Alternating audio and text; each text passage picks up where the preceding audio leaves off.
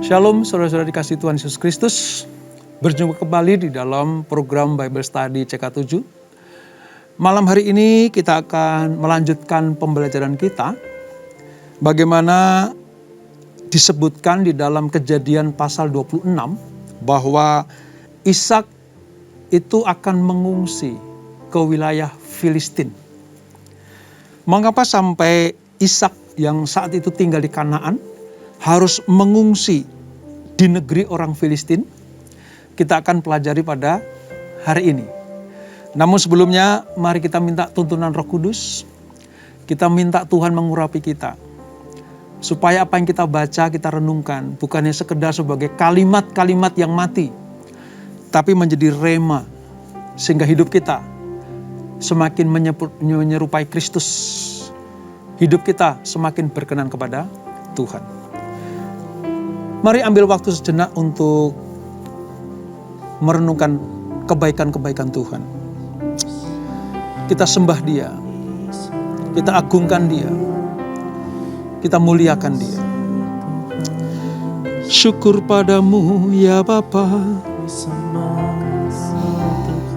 kami ada di dalam tangan-Mu yang kuat itu. Kami ada di dalam genggaman Tuhan yang dahsyat. Shikirala rabayara la rabayara la rabala rabala. Kinala raba shikirala rabayara la rabala rabala. Kinala raba shikirala rabayara la rabayara la rabala rabala rabala. Hidupku dalam tangan-Mu, oh Yesus.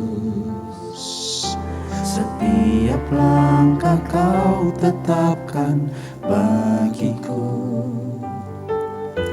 Walau kadang ku tak dapat mengerti jalan-Mu, tetap ku percayakan hidupku. Sebab aku ini hamba-Mu, oh Yesus.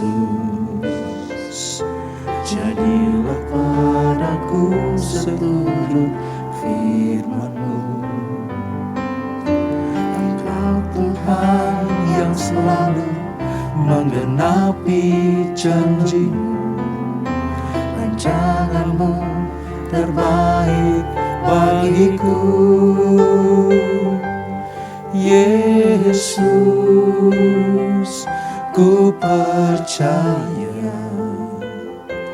Yesus, sungguh ku percaya. Rencana-Mu yang ajaib terjadi di dalamku. Yesus, sungguh ku percaya. Yes Lord, kami ada di dalam tangan-Mu Tuhan. Hidupku dalam tangan-Mu, oh Yesus. Setiap langkah Kau tetapkan bagiku. Walau kadang ku tak dapat mengerti jalan-Mu, tetap ku percayakan hidupku.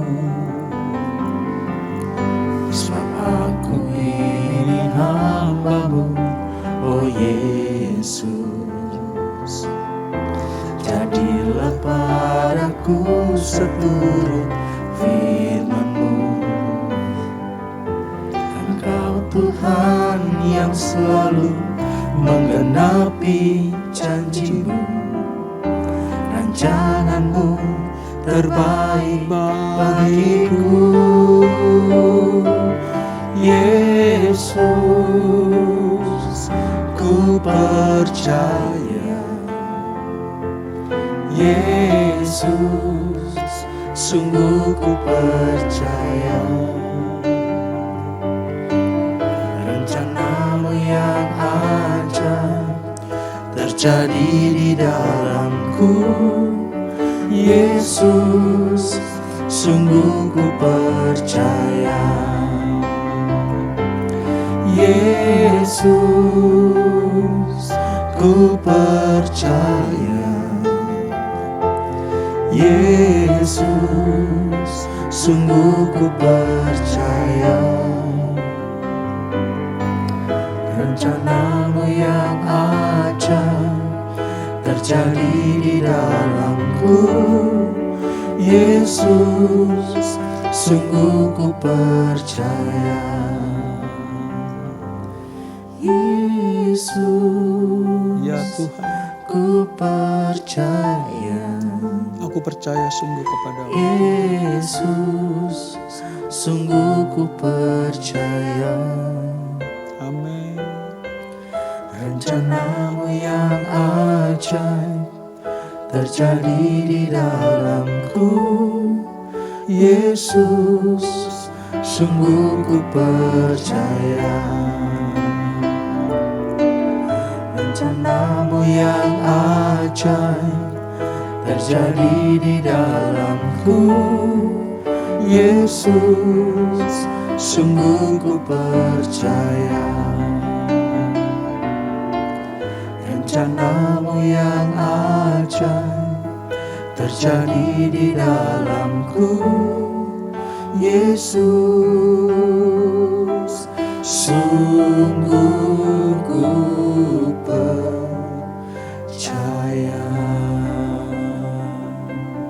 Haleluya.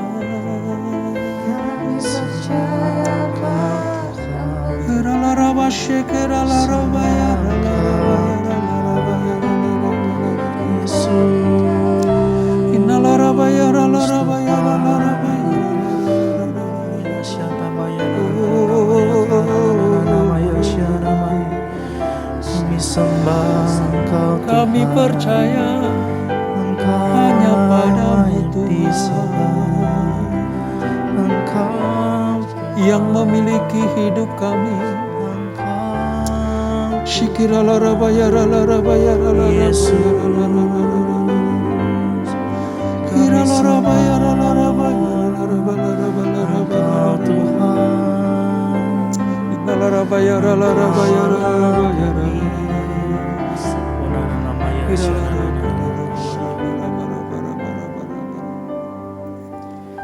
Jalanmu tak terselami Amin Tuhan. oleh setiap hati kami. Namun satu hal ku percaya, ada rencana yang indah. Tiada terduga kasih-Mu, Sungguh Tuhan, heran dan besar bagiku. Arti kehadiran-Mu selalu nyata di dalam hidupku. Penyertaan-Mu sempurna, rancangan-Mu penuh damai, aman dan sejahtera.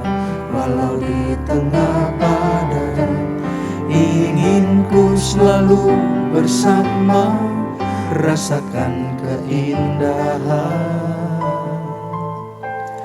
arti kehadiran-Mu Tuhan. ini iman kami ya Tuhan.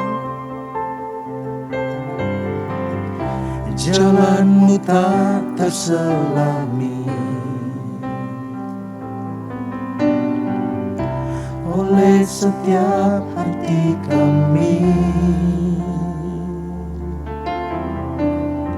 Namun satu hal ku percaya, ada rencana yang indah. Tiada terduga kasih-Mu, heran dan besar bagi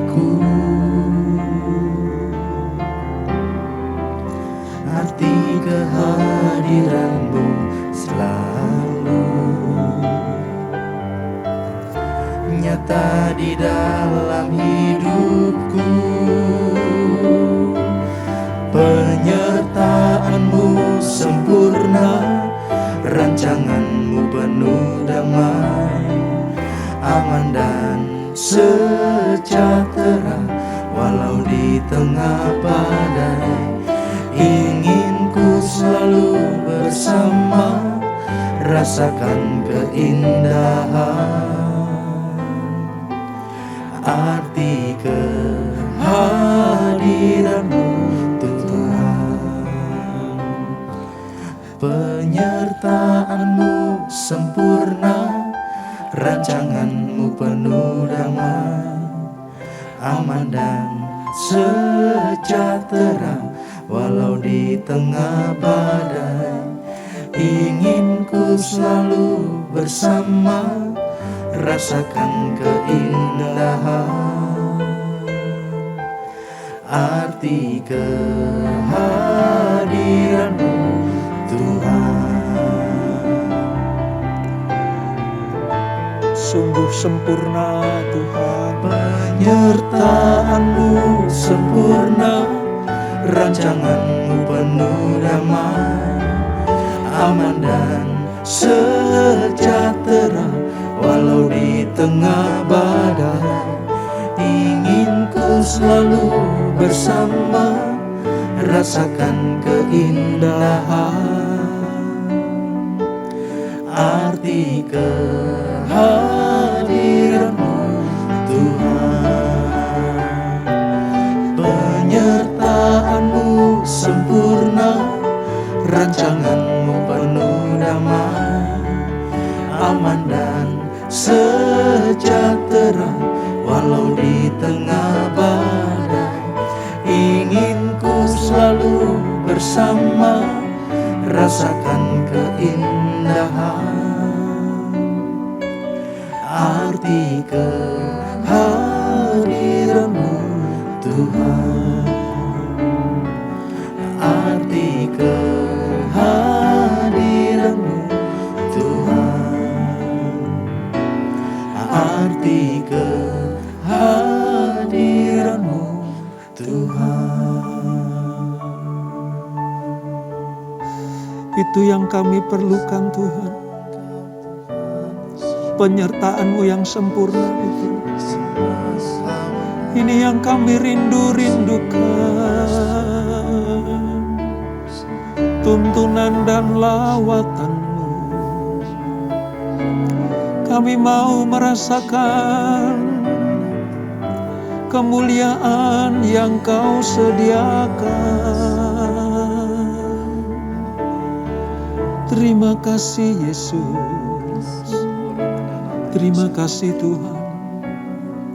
Terima kasih untuk hadirat-Mu. Ini Bapa kerinduan kami, anak-anak-Mu.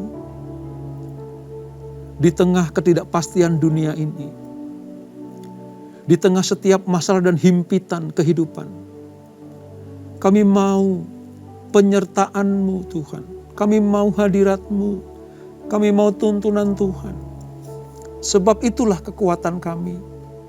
Itulah kesanggupan kami untuk mengalahkan setiap masalah-masalah yang ada. Untuk mengatasi setiap problem hidup kami. Terima kasih Bapa untuk lawatan-Mu. Terima kasih untuk jamahan-Mu. Terima kasih untuk cinta dan kasih-Mu. Sehingga kami tetap kuat. Kami tetap tegak berdiri di tengah gelombang kehidupan yang tidak kecil dan sederhana ini.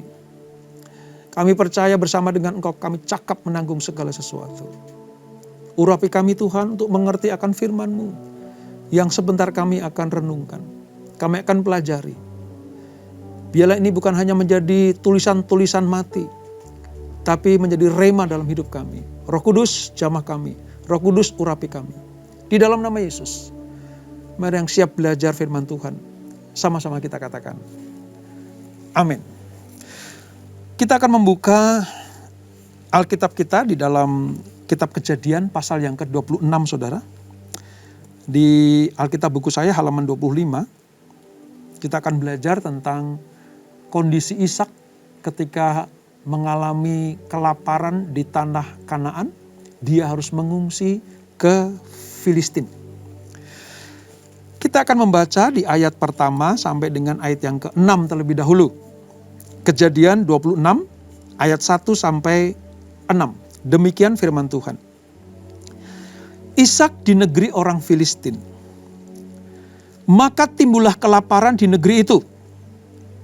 Ini bukan kelaparan yang pertama yang telah terjadi dalam zaman Abraham. Sebab itu, Ishak pergi ke Gerar kepada Abimelek, raja orang Filistin. Lalu Tuhan menampakkan diri kepadanya serta berfirman, "Janganlah pergi ke Mesir. Diamlah di negeri yang akan kukatakan kepadamu. Tinggallah di negeri ini sebagai orang asing. Maka aku akan menyertai engkau dan memberkati engkau. Sebab kepadamulah dan kepada keturunanmu akan kuberikan seluruh negeri ini. Dan aku akan menepati sumpah yang telah kuikrarkan kepada Abraham ayahmu. Aku akan membuat banyak keturunanmu seperti bintang di langit. Aku akan memberikan kepadamu keturunan seluruh negeri ini. Dan oleh keturunanmu semua bangsa di bumi akan mendapat berkat. Karena Abraham telah mendengarkan firmanku dan memelihara kewajibannya kepadaku, yaitu segala perintah, ketetapan, dan hukumku." Jadi, tinggallah Ishak di Gerar. Ya, saudara, jadi atas perintah Tuhan, Ishak ada di negeri Kanaan, mengalami kelaparan.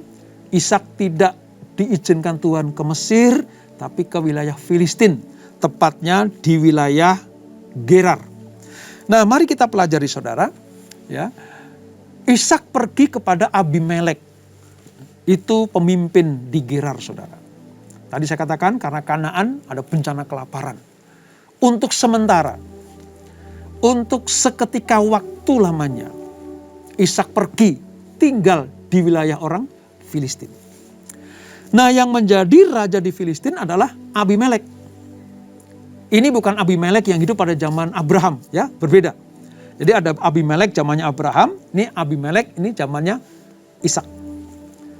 Seperti nama misalnya Fir'aun, ya. Fir'aun kan tidak satu orang, saudara. Ada pengganti-pengganti, tapi sebutannya Fir'aun, gitu ya. Itu sebuah dinasti yang memerintah di Filistin.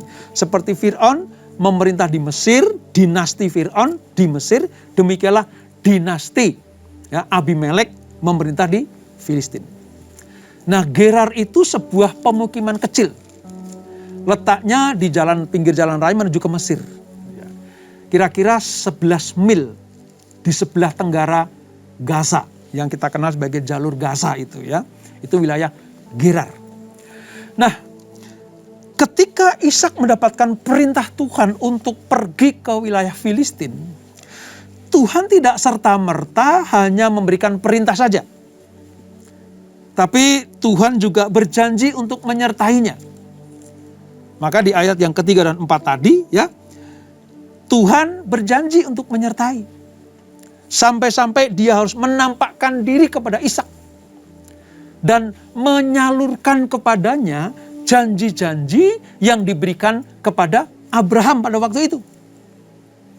Diulang kembali saudara, janji-janji Allah kepada Abraham, bapaknya Ishak, itu diulang kembali pada zamannya Ishak. Karena Allah terikat kepada janjinya. Lewat keturunan Abraham, maka seluruh muka bumi akan diberkati. Seperti ayahnya, Ishak harus belajar hidup dengan janji-janji Allah. Karena memang Allah kita adalah Allah perjanjian. Nah, bagian yang penting dari janji perjanjian itu adalah hubungan pribadi dengan Allah. Yang diungkapkan dalam kata-kata, "Aku akan menyertai engkau." Ini dari pihak Allah sendiri, saudara. Ya, ini pihak Allah sendiri. Kita tuh memiliki Allah yang dahsyat luar biasa. Dia yang memperkenalkan dirinya kepada umatnya. Dia yang menyediakan sebuah perjanjian kepada umatnya. Dan dia juga yang berjanji untuk menyertai, mengawal perjanjian ini. Karena manusia tidak bisa secara mutlak dan seluruhnya menepati janji. Itulah sebabnya Allah terus memagari. Allah terus mengingatkan ini. Seperti Allah tidak bosan mengingatkan perjanjiannya kepada umat pilihannya, demikianlah kita umat pilihannya jangan pernah bosan untuk mendengarkan janji-janji Allah. Mempercayai janji-janji Allah. Supaya apa, saudara? Supaya itu digenapi dalam hidup kita. Nah, ada yang menarik di ini, saudara, bahwa perjanjian Allah dengan Ishak itu didasari atas perjanjian Allah dengan Abraham. Ayat kelima, ya, saya ulang kembali ayat kelima. Karena Abraham telah mendengarkan firman-Ku dan memelihara kewajibannya kepadaku, yaitu segala perintah, ketetapan, dan hukum-Ku. Jadi dari sumber yang atas, taat setia, lalu Allah menggenapi firman-Nya, sampai kepada keturunannya, Allah berjanji akan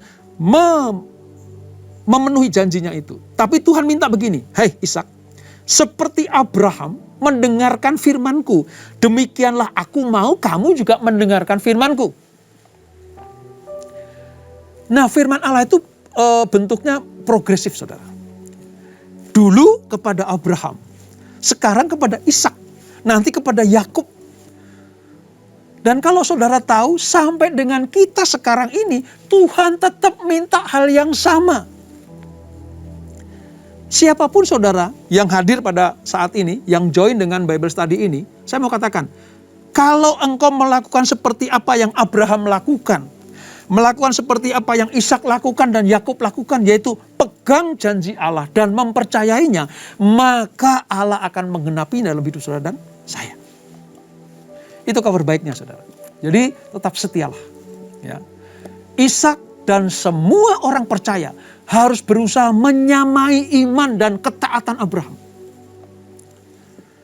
Jikalau kita pengen menerima berkat-berkat dari Allah, berharap akan memperoleh bagian dalam apa yang dijanjikan itu, yaitu janji keselamatan, maka kita harus menyamai iman dan ketaatan Abraham. Ini penting sekali, saudara. Supaya apa? Sekali lagi, supaya semua janji Allah di dalam hidup kita digenapi. Ya, digenapi. Nah, namun ada satu hal juga di mana Ishak itu mencontoh bapaknya. Waktu itu Abraham kan takut ketemu Abimelek sehingga mengaku Sarah itu bukan istrinya, tapi saudaranya. Sehingga Sarah harus diambil oleh Abimelek. Ya. Ishak juga melakukan hal yang sama. Ishak punya pikiran, jangan-jangan nanti aku akan dibunuh oleh Abimelek. Kalau kita baca dalam ayat 7 sampai dengan ayat berikutnya, ayat 11. Ya, itu terjadi sebuah intrik lagi. Ya.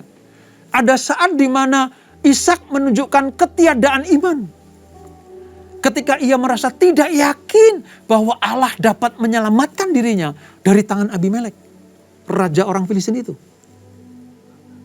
Ini memang Alkitab itu disebut firman Allah yang kudus dan suci, membukakan semua kekuatan dan kelemahan para bapak-bapak leluhur ini, saudara. Abraham pernah goyah di depan Abimelek. Dia takut kalau dia dibunuh, lalu Sarah diambil istri. Demikianlah nurun ke Ishak. Ketemu Abimelek, penerus Abimelek zaman Abraham. Dia takut nanti dia dibunuh. Ya. Lalu istrinya diambil sebagai istri atau selir. Maka dia ngaku juga bahwa istrinya itu, Ribka itu adalah saudaranya. Ayat 7 kan, jangan-jangan aku dibunuh oleh penduduk tempat ini karena Ribka. Tanpa sadar, Ishak sedang memasang jerat dosa bagi Abimelek. Demi keselamatannya sendiri. Tanpa sadar. Coba kalau Abimelek betul-betul mengambil Ribka sebagai selir atau istrinya, selesai itu dia. Allah pasti murka. Karena lewat kandungan Ribka nanti akan lahir, kemarin ya kita pelajari, Esau dan Yakub. Demikian gampangnya Ishak memperlakukan istrinya di depan Abimelek. Sehingga bagi Abimelek itu jerat dosa. Bagi Ribka itu sebuah apa? Dijual begitu saja. Tapi puji Tuhan, Allah masih mengasihi Ishak, masih mengasihi Ribka, dan Allah masih mengasihi Abimelek. Sehingga apa? Di dalam sebuah mimpinya Allah menyatakan, Allah bermanifestasi kepada Abimelek, memberi perintah kepadanya supaya apa? Jangan apa-apain Ribka, karena itu istrinya Ishak. Allah bisa memakai apa saja, saudara, untuk mengingatkan Abimelek. Mengingatkan kita semuanya. Supaya kita tidak masuk dalam jerat iblis. Yang pada kasus ini ditebarkan oleh Ishak. Orang yang memiliki iman kayak begitu masih bisa juga jatuh dalam dosa. Masih punya rencana untuk apa? Menjerat Abimelek jatuh dalam dosa. Tapi Allah sang sutradara mampu mengaturnya. Mampu menggeser jalan ceritanya. Sehingga atas perintah Abimelek, orang-orang Filistin tidak boleh mengganggu Ishak dan Ribka. Bahkan di ayat yang ke-11 dikatakan, kalau sampai orang Filistin ada yang mengganggu Ishak dan Ribka, akan dihukum mati. Ayat 11 itu. Saya akan bacakan ya. Lalu Abimelek memberi perintah kepada seluruh bangsa itu. Siapa yang mengganggu orang ini dan istrinya, Ishak dan istrinya, pastilah ia akan dihukum mati. Harusnya kan kecewa ya Abimelek kepada Ishak. Kecewa kepada Ribka. Tapi Allah yang menuntun. Allah yang pegang kendali. Allah yang mengatur sedemikian rupa. Sampai keluar kata-kata. Siapa yang mengganggu orang ini? Siapa yang mengganggu Ishak? Siapa yang mengutak-utik Ishak dan Ribka? Akan aku hukum mati. Wow. Ini tangan Tuhan. Itu betul-betul kelihatan, saudara. Terhadap peristiwa ini, Ishak betul-betul dijagai oleh tangan Tuhan. Harusnya Ishak dihabisi sama Abimelek. Kamu sudah menipu aku. Kamu sudah berdusta kepada aku. Layak dihukum mati. Tapi malah hukuman mati itu diancamkan kepada penduduk Filistin. Rakyatnya sendiri. Siapa yang mengganggu Ishak dan Ribka akan dihukum mati. Sekali lagi, Allah pegang kendali. Ya. Maka kita harus jalan sesuai dengan kehendak Allah, saudara. Kita harus mengenali kelemahan kita. Ya, kenali kelemahan kita. Minta Tuhan memberikan kekuatan pada kita. Minta pertolongan Allah supaya iman kita diteguhkan. Dan pengharapan kita tidak bergeser. Saya yakin kok, kalau toh Ishak misalnya tetap mengakui Ribka sebagai istrinya di depan Abimelek, Allah akan menyertai. Saya yakin kalau Ishak jujur tentang Ribka kepada Abimelek, Allah tetap akan menuntun anaknya ini. Allah akan tetap menggenapi janji-janjinya. Tapi sayang, ya, Ishak pernah menabur jerat dosa bagi Abimelek. Ya. Tapi puji Tuhan sekali lagi tidak terjadi, saudara. Nah, oke. Hal yang pertama sudah kita pelajari. Hal berikutnya, saudara. Di tengah-tengah kesulitan hidup, sebagai seorang pengungsi di Gerar, apa yang dilakukan oleh Ishak? Mari kita lihat di ayat yang ke-12. Di tengah-tengah kesulitan, di tengah-tengah kelaparan terjadi. Ayat 12 berkata seperti ini. Maka menaburlah Ishak di tanah itu. Dan di dalam tahun itu juga ia mendapatkan hasil 100 kali lipat. Sebab ia diberkati Tuhan. Tindakan Ishak ini, saudara, dilakukan dengan iman. Di tengah kekurangan, di tengah kekeringan, di tengah kesulitan hidup, maka menaburlah Ishak. Artinya ada benih yang ditabur. Ada benih yang ditanam. Ada sesuatu yang keluar dari hidupnya. Dengan pengharapan apa? Supaya ini bisa bermultiplikasi. Gitu. Supaya mendapatkan apa? Berkat-berkat yang dijanjikan Tuhan. Dan betul, saudara. Ishak itu sangat diberkati. ayat 13. Dan orang itu, Ishak itu saudara, menjadi kaya. Bahkan kian lama kian kaya. Sehingga ia menjadi sangat kaya. Ada sebuah pergerakan posisi.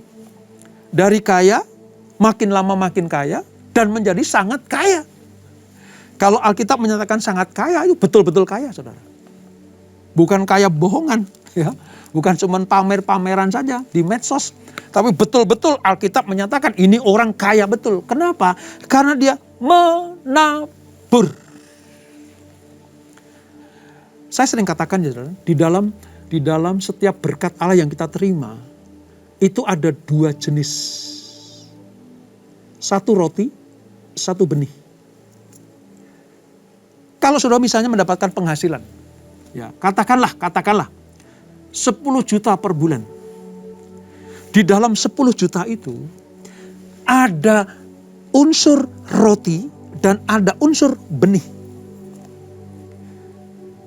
Roti untuk dimakan, benih untuk ditabur. Roti dimakan, jangan ditabur. Benih untuk ditabur, jangan dimakan. Jadi gampangannya, jangan makan benih, tapi juga jangan nabur roti.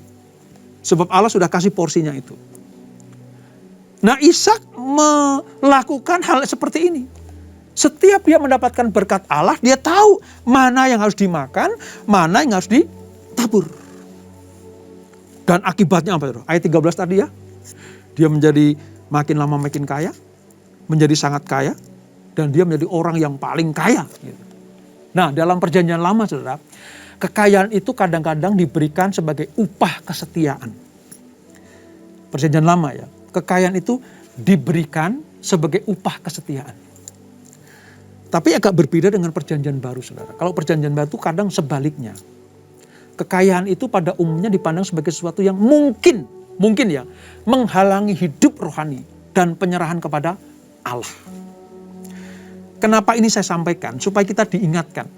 Hei orang-orang yang diberkati Tuhan. Hei orang-orang diperkaya Tuhan. Ingat ya, jangan sampai kekayaan kita itu justru menghalang-halangi hidup kita untuk tumbuh di dalam kerohanian. Lupa akan sumber berkat, hanya fokus kepada berkatnya. Nah, di tengah-tengah episode yang tadi memalukan ya tentang Abimelek yang mengambil Ribka tadi, Ishak hidup tenang. Ya. Lalu Ishak mendapatkan ketenangan karena Abimelek sudah memberikan sebuah perintah.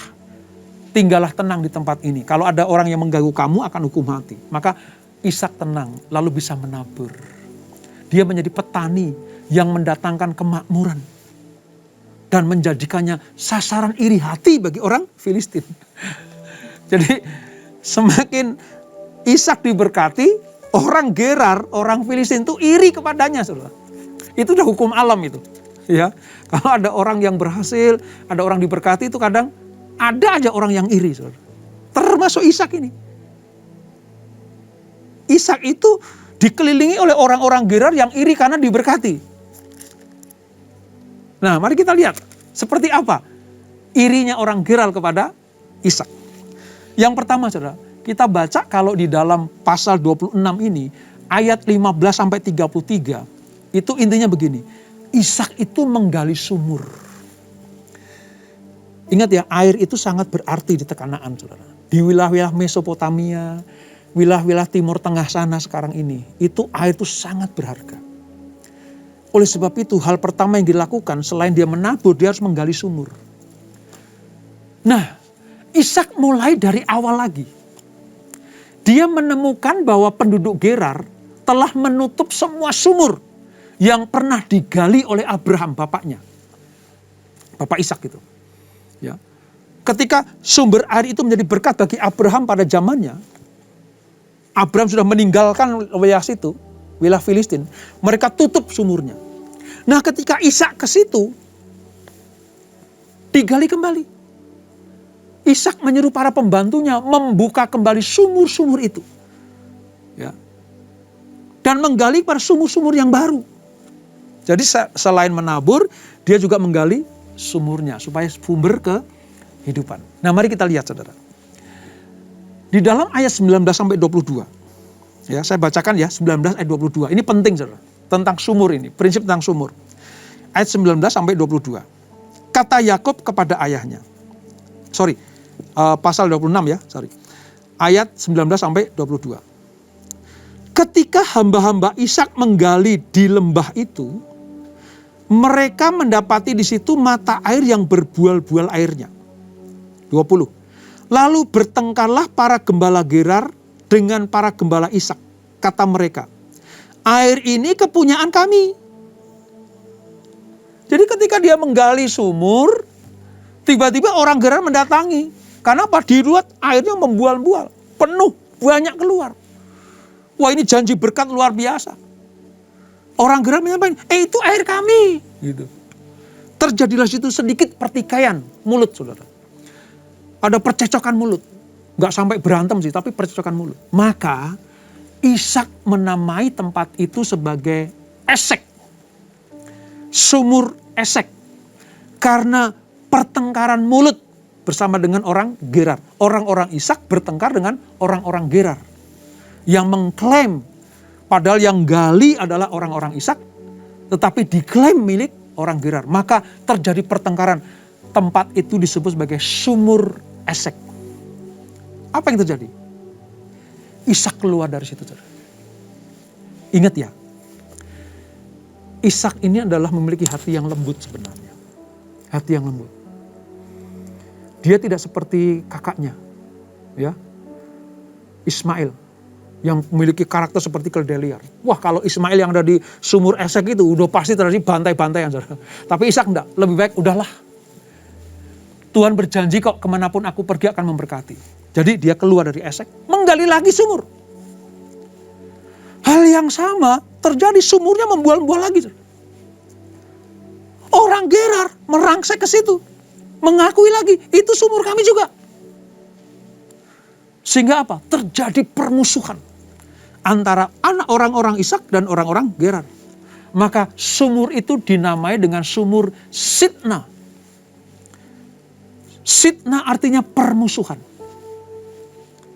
Lagi-lagi Ishak gak mau bertikai. Ishak gak mau bermusuhan. Ishak sadar bahwa dia adalah penghuni sementara di wilayah itu. Maka dia keluar dari Sitna. Seperti dia keluar dari Esek. Dia keluar juga dari Sitna. Menghindari pertikaian. Menghindari permusuhan. Lalu dia menggali lagi. Menggali lagi.